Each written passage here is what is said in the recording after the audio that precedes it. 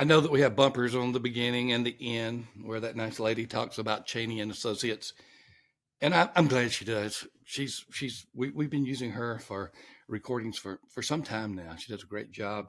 I don't think I'm supposed to mention her name, so I'm not going to mention her name.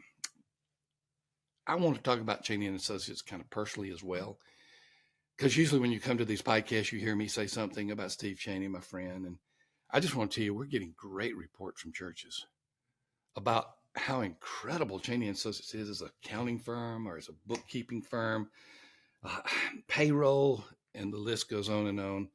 As they use cloud-based software, they're able to connect with anybody, and they can make your bookkeeping run so smoothly. So they deal with small churches, church plants, mid-sized churches, large churches, all the way to mega churches.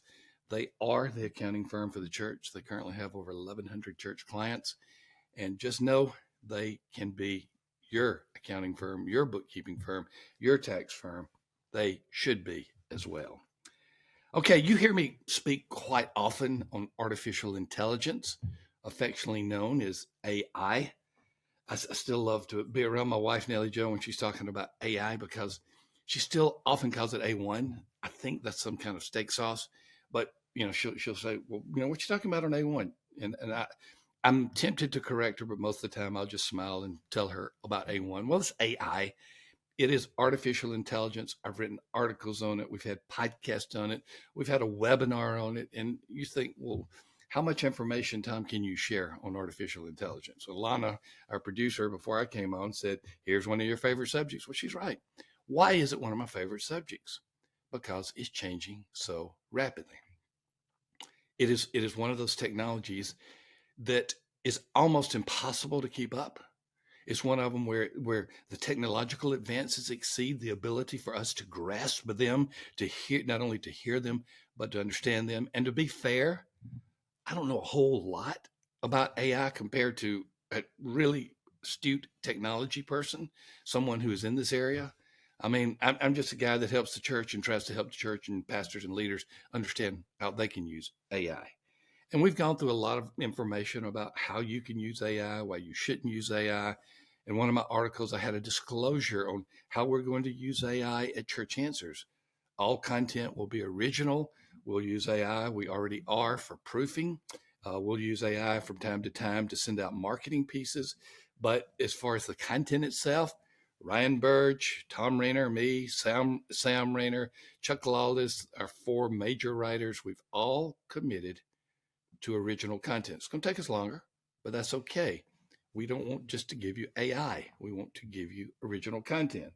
So, what are some things that we can give on this update? Well, it's almost like I have new information every time, and I guess I do because I'm trying to stay up with this world. And it's just a fire hose of information. It's coming out so fast, and I know that there are others who know more about it, but I know my audience, and I know you who are part of our Church Answers family in many ways. I know that you understand that we're just trying to get the basics down on something that can help you. So, what's one thing you need to know? Number one, it's not slowing down. I'm not just talking about the technology that is developing. I am talking about the adoption of it. I'm talking about how it's going to be present in every phase of our lives, in business, and certainly in churches. If you're hoping that this was a fad that would go away, it's going to go away like the internet has gone away. It didn't. I'm old enough. I'm old enough to remember the early days of the internet. I had an AOL account. I mean, in case you didn't know that, that's a dial-up tone. I did that very poorly, and so I remember those who said internet's just a fad, it's going away. It hadn't. It didn't. It won't. And if you think AI is going away, it hasn't, and it won't. It will only become increasingly pervasive. So I'm telling you who are in church life, you don't have to become an AI expert, but you should have some knowledge of AI. You should understand what is going on with AI. Let me just give you one example. We have an incredible ministry and business partnership with a company called Visitor Reach. You can see their URL, their website. It's visitorreach.com.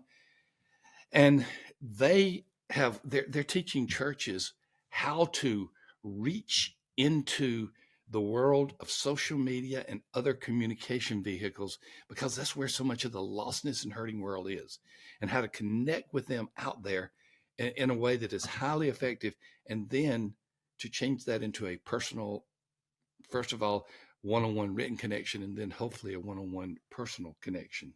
Companies like Visitor Reach are telling us that the church is not going to be going away from that. So you'll hear more about that. And we did a webinar with Visitor Reach back in March, and it actually we did a. I think it was later that we did it. The first time we had something with our clients. We invited some clients to Visitor Reach. So don't let me get the date wrong on that. You'll see the webinar if you haven't already seen it. But anyway, it's not slowing down. Now, in the church world, ChatGPT is very popular. There are different forms of AI. They do different things. One of the reasons ChatGPT is so popular is because it has so much written type of information that pastors and other leaders can consume, use, or build upon.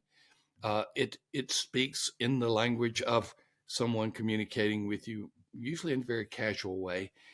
There's all types of artificial intelligence out there, but in most churches and most church leaders, ChatGPT is what we hear about more than other things. The third thing you need to know about artificial intelligence, it is replacing some aspects of search.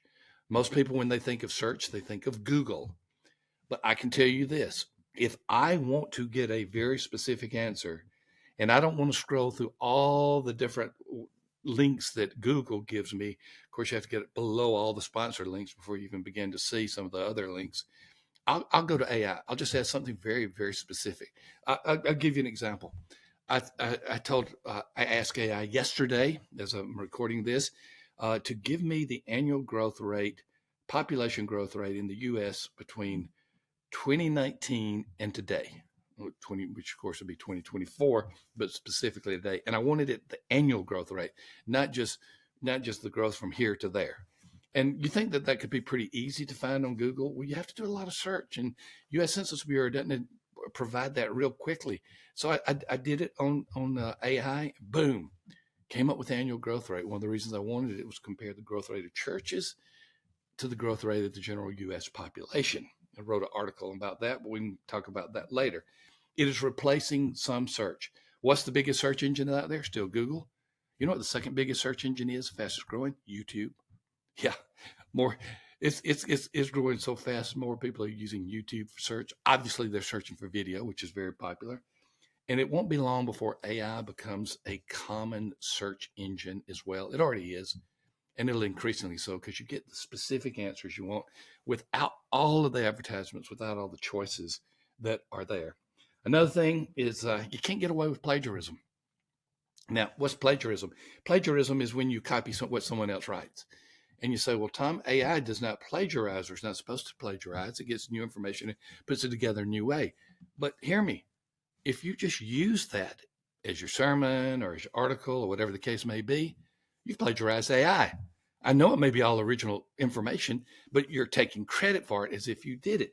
And I've mentioned this before, more and more programs out there that can detect something that is AI originated. So don't think you can get away with anything. I'm not just talking to pastors. I'm just talking to anybody. You can't get away with that. People will be able to pick up, just because they'll have the programs that can, the software that can, other AI. So here are the four things I want you to remember. It's not slowing down. AI is not. ChatGPT is a dominant form of AI that's very popular. It is replacing search, and I think it will continue to do so, and you can't get away with plagiarism. All right, I'm going to just from time to time give you an update on artificial intelligence. I need to have a title other than the latest updates on artificial intelligence. I may have to start putting dates by it, and I'm probably do something maybe once a quarter, just a quick 10-minute update, and just to keep you in the know, because I want to be in the know. Once again, I'm not an expert, but I'm just trying to keep up with all that's going on. Always, thank you, our YouTube viewers. Give us a thumbs up. That's that. Give us a subscription to Church Answers. Please just add to those who are already subscribing there. And then those of you who are listening on a podcasting app, I know everybody asks you to do it. Would you take time to give us a rating and review? Just that'll be your contribution to this ministry so we can get the word out a little bit more. I always thank Cheney and Associates. They're not only our sponsor, they're not only our business partner, they are our friends, and we don't take that for granted. All right, we'll see you in the next Church Answers podcast.